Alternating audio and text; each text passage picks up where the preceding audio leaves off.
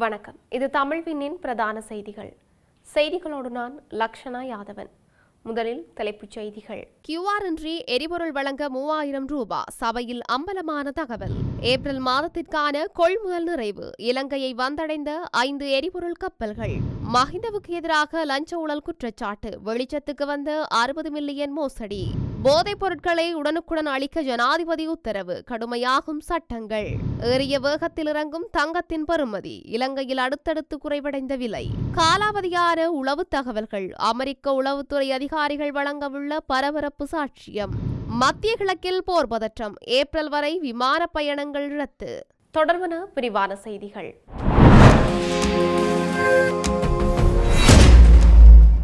QR குறியீடின்றி எரிபொருளை பெற்றுக்கொள்ள பணம் பெறப்பட்ட சம்பவம் தொடர்பில் இன்று நாடாளுமன்றில் அம்பலப்படுத்தப்பட்டுள்ளது.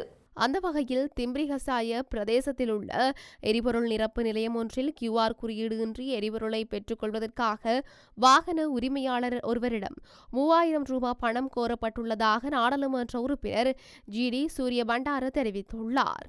இந்த முறைகேடு குறித்து அவர் இன்றைய தினம் நாடாளுமன்றத்தின் கவனத்திற்கு கொண்டு வந்தார். இதற்கு பதிலளித்த போக்குவரத்து நெடுஞ்சாலைகள் மற்றும் நகர்ப்புற அபிவிருத்தி அமைச்சர் விமல் ரத்நாயக்க இவ்வாறான முறைகேடுகள் இடம்பெறுவதற்கான வாய்ப்புகள் எப்போதும் உள்ளன என்பதை அவர் ஒப்புக்கொண்டார். எனினும் QR குறியீடு தொடர்பான அனைத்து தொழில்நுட்ப பிரச்சினைகளும் தற்போது தீர்க்கப்பட்டு வருவதால் இன்றைய தினத்திலிருந்து இவ்வாறான மோசடிகளுக்கு இடமிருக்காது என்றும் அவர் உறுதியளித்தார்.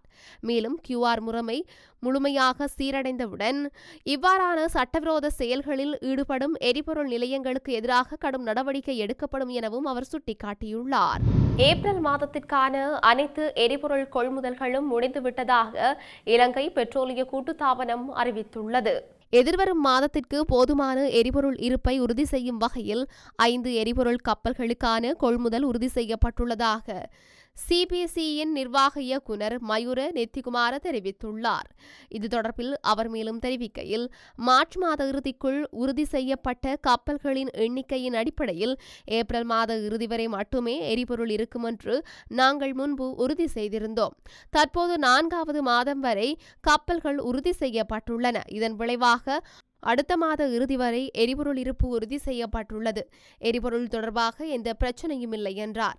பயனர்கள் தங்களின் எரிபொருள் ஒதுக்கீடு பெறப்பட்டதா என்பதை சரிபார்க்க QR அமைப்பில் உள்நுழைந்து அதை புதுப்பிக்கலாம் என்றும் முந்தைய ஒதுக்கீட்டை பெறாதவர்கள் எதிர்கொண்ட பிரச்சினைகள் தற்போது தீர்க்கப்பட்டு விட்டதாகவும் அவர் குறிப்பிட்டுள்ளார்.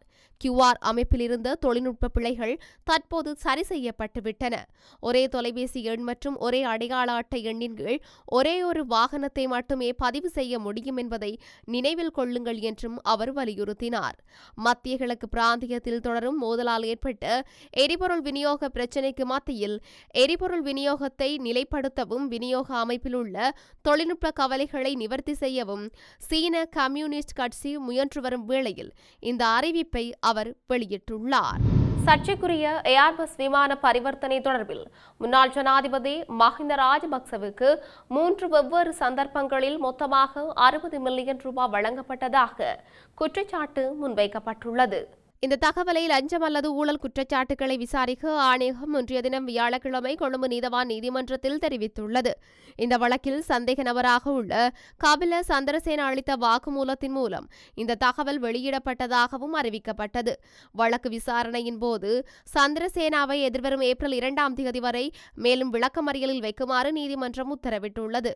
இந்த வழக்கின் பின்னணியாக 2012 தொடக்கம் 2013 காலப்பகுதியில் ஸ்ரீலங்கன் ஏர்லைன்ஸ் நிறுவனத்திற்காக விமானங்களை வாங்கிய ஒப்பந்தத்தில் ஊழல் இடம்பெற்றதாக குற்றச்சாட்டு எழுந்துள்ளது.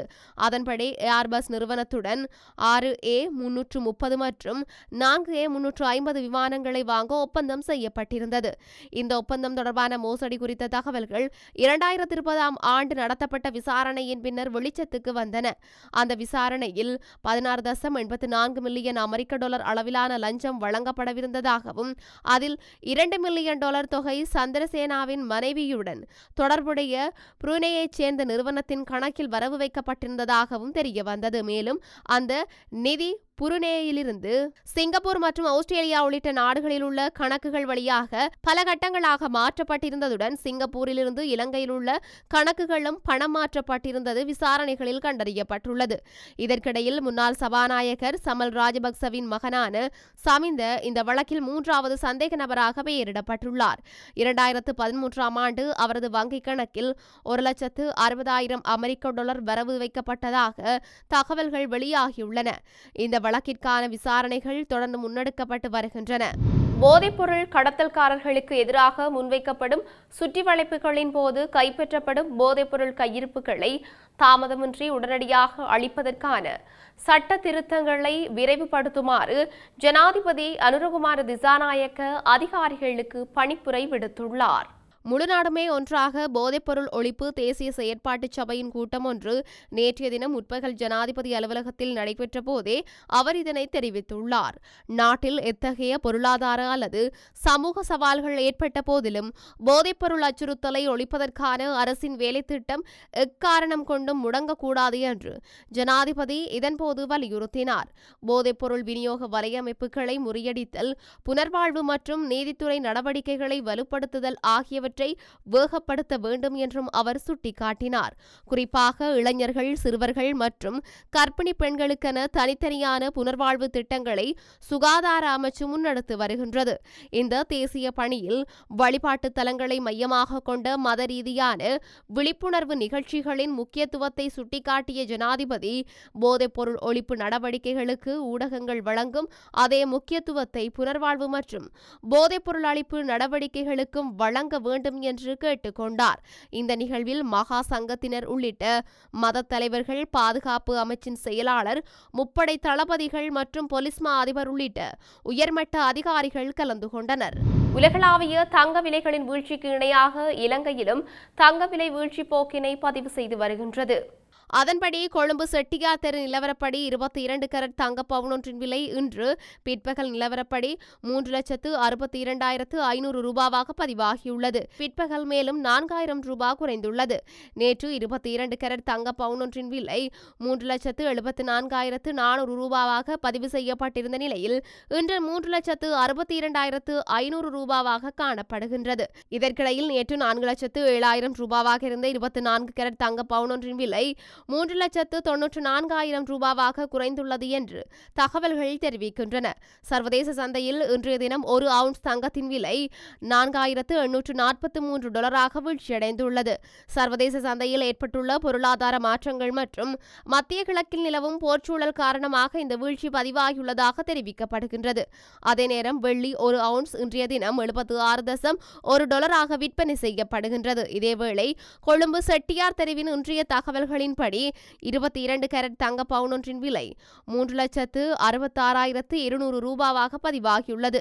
அத்துடன் 24 கேரட் தங்க பவுனொன்றின் விலை 3,98,000 ரூபாவாகவும் பதிவு செய்யப்பட்டுள்ளமை குறிப்பிடத்தக்கது. அமெரிக்காவின் தேசிய உளவுத்துறை அதிகாரிகள் ஈரான் போர் மற்றும் அது தொடர்பான உள்நாட்டு பாதுகாப்பு அச்சுறுத்தல்கள் குறித்து நாடாளுமன்ற குழுவின் முன் நேரில் முன்னிலையாகி விளக்கம் அளிக்க உள்ளதாக தெரிவிக்கப்படுகின்றது.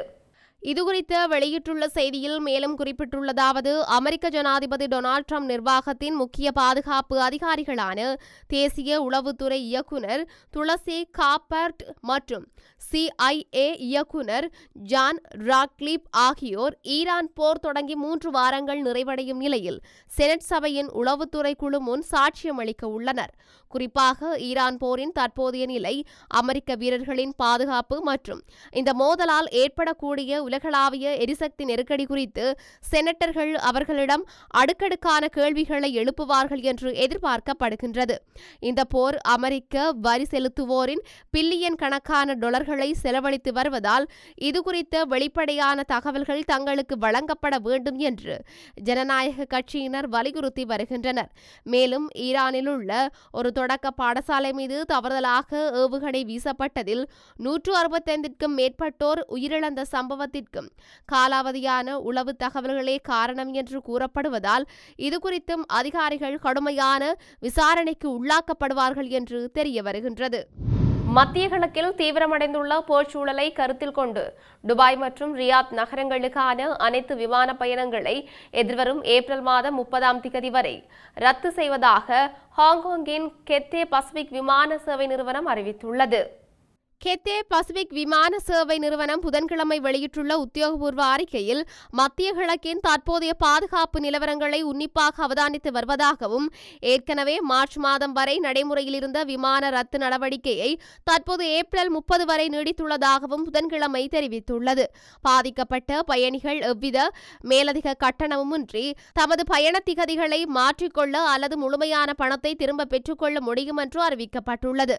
சர்வதேச சந்தையில் மசகு விலை அதிகரித்துள்ளதால் விமான எரிபொருள் செலவை சமாளிக்க கெத்தே பசிபிக் நிறுவனம் தனது எரிபொருள் மேலதிக கட்டணத்தை 2 மடங்காக அதிகரித்துள்ளமை குறிப்பிடத்தக்கது. செய்திகளின் நிறைவாக மீண்டும் தலைப்புச் செய்திகள். QR இன்றி எரிபொருள் வழங்க 3000 ரூபாய் சபையில் அம்பலமான தகவல். ஏப்ரல் மாதத்திற்கான கொள்முதல் நிறைவு. இலங்கையை வந்தடைந்த 5 எரிபொருள் கப்பல்கள். மஹிந்தவுக்கு எதிராக லஞ்ச ஊழல் குற்றச்சாட்டு. வெளிச்சத்துக்கு வந்த 60 மில்லியன் மோசடி. போதைப் பொருட்களை உடனுக்குடன் அளிக்க ஜனாதிபதி உத்தரவு. கடுமையாகும் சட்டங்கள். ஏறிய வேகத்தில் இறங்கும் தங்கத்தின் பெறுமதி. இலங்கையில் அடுத்தடுத்து குறைவடைந்த விலை. காலாவதியான உளவு தகவல்கள். அமெரிக்க உளவுத்துறை அதிகாரிகள் வழங்கவுள்ள பரபரப்பு சாட்சியம். மத்திய கிழக்கில் போர் பதற்றம். ஏப்ரல் வரை விமான பயணங்கள் ரத்து. இத்துடன் தமிழ்விண்ணின் பிரதான செய்திகள் நிறைவு பெற்றன. செய்திகளை உடனுக்குடன் அறிந்து கொள்ள தமிழ்வின் என்ற எமது யூடியூப் பக்கத்தினூடாக இணைந்திருங்கள். வணக்கம்.